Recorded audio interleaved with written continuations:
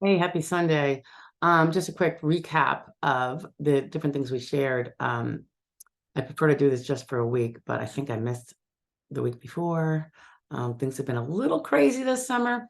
So I'm just going to go through it real quick in case there's something that you might be interested in that you missed.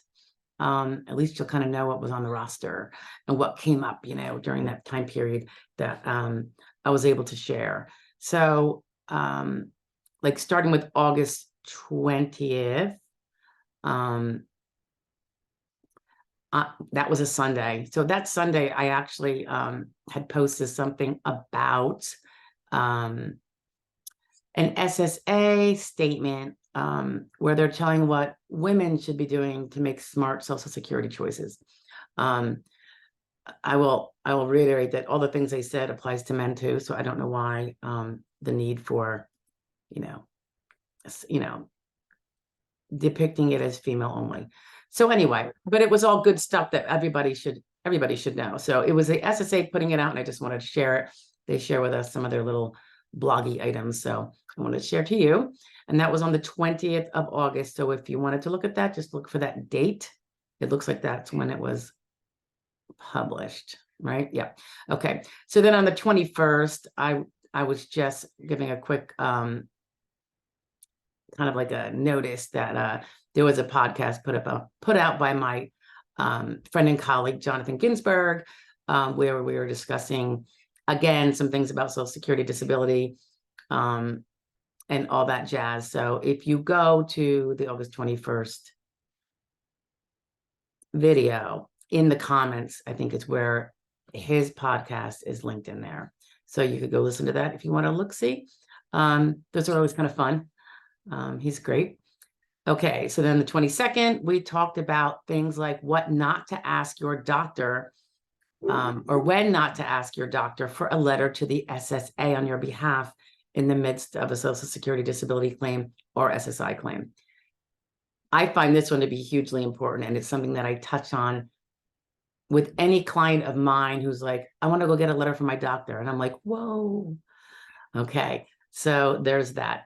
The 23rd, we talked about if for parents, so this was kind of particular to a certain subset, parents of a disabled child who was turning 18, who got benefits as a dependent child that are ending, and what they can do. So that was if you had the child who's getting benefits, perhaps because the parent is collecting Social Security.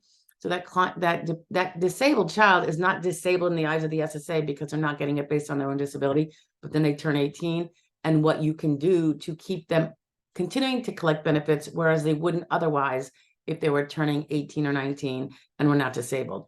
So really important for parents and for young adults who either did or did not collect disability on someone else's record, but how they can now utilize the fact that they are disabled to be able to collect on that same parent's record that they were collecting on as a minor, if they were doing so. On the 24th, this was a big admonishment that I give out a lot. It's about stay-at-home moms and dads who become disabled but find that they are no longer insured for Social Security disability and there are no benefits to be had. When that risk is evident and how to prevent it, and if it did happen, how some might be able to change that and may be able to get reinsured for Social Security disability and start collecting the benefits. Might be a bit of a marathon effort, but it's definitely doable. So I wanted to bring that out specifically because it is preventable. It is preventable if they just do certain things that they might not otherwise be doing that leads to becoming uninsured. Okay, August 25th, oh, it was Friday fraud alert day. We do our Friday fraud law review. And that one was about, oh yeah, someone who was incarcerated and was continuing to collect the benefits of their children when the children were not living with them. That was on August 25th. And I don't recall what part of the country that was in. I usually like to have it listed. My apologies. August 26th. These are things not to say to your ALJ at your ALJ hearing. And it's the first of two parts. I assume the second part came out too, but we'll see.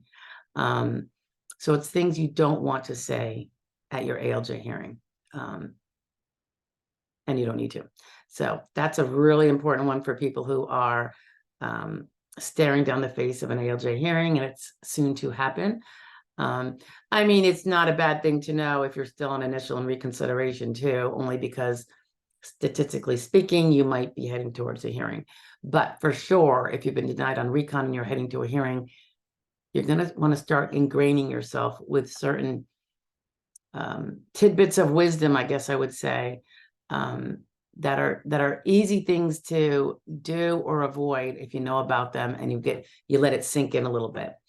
Okay, that was 26th. It must have been a Saturday. On Sunday, the 27th, we had a roundup. And this was just another article, not by the SSA, I don't believe, but I thought it was helpful. And it was three reasons why we are told that waiting till the age 67 to retire is good. We all have our different opinions on those. I love to hear everybody's different opinions on when they wanted to or did retire and why, and if they're happy with the decision. But anyway, it's a good thing for anyone that's under 62 to start looking into all of these retirement pros and cons of the various ages that we can retire at. Many of us anyway, that have a choice. Okay, August 28th.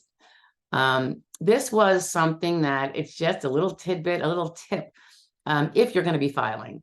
And it has to do with your name.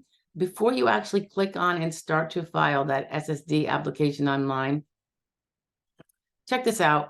It might affect only maybe 10% of the people, maybe even not, maybe it's less than that. But it'll just save you some headaches later. So a real quickie, just about getting your information straight. August 29th, how-to. This is a how-to.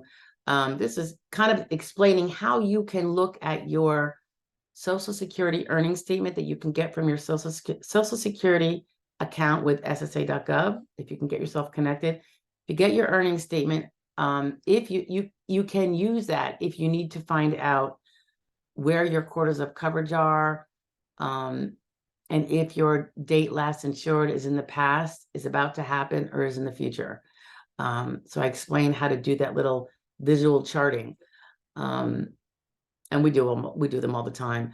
Of course, the other alternative to find out your DLI, but you're not going to know necessarily where things fall in.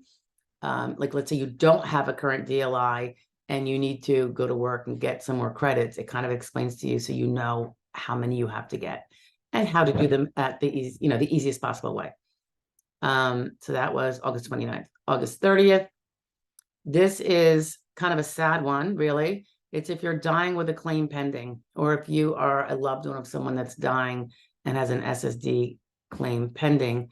It's how the loved one can become a substituted party if you pass while your claim is pending, because most of us do want our loved ones to be able to make sure that those back benefits come in.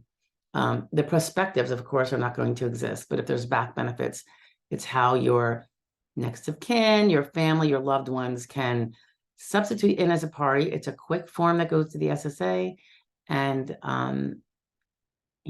that might be a little nest egg that you can leave to them. And we see that happen. So wanted to share that and what the form is and stuff. August 31st.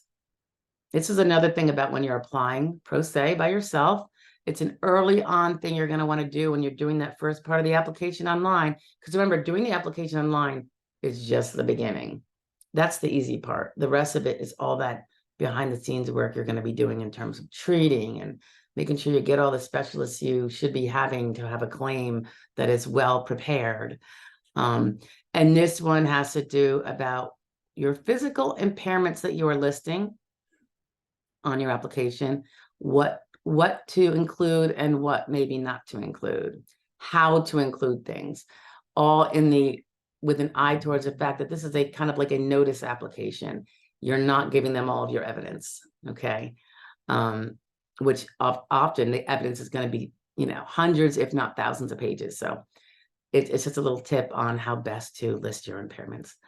And then Friday, September 1st, of course, it was the Friday Fraud Law Review. And this one was about a convicted murderer in Oregon, who was in prison for a very long time. And when he got out, he had some bad behaviors, including defrauding the SSA.